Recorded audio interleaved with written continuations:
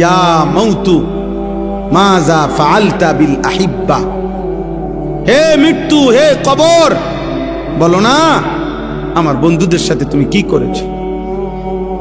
আমার বন্ধুরা কোথায়? আইনাল আহবাব, আইনাল আসদিকা, আইনাল জুল্লাস, আইনাস সাম্মার।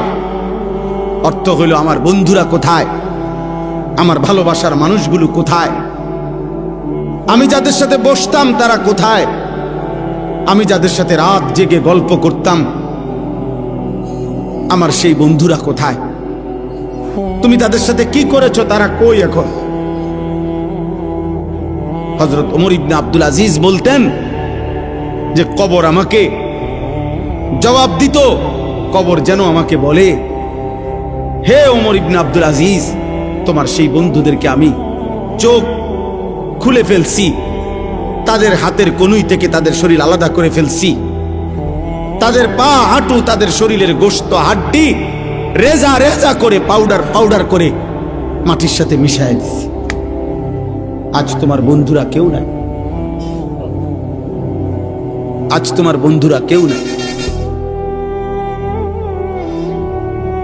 এজন্য দোস্ত এটা মনে রাখো, আজকে তো ওলামায়ে কেরাম চোখের পানি দিয়ে, মহব্বত দিয়ে, ভালোবাসা দিয়ে কত আহাজারি করতেছে তোমাদের কাছে।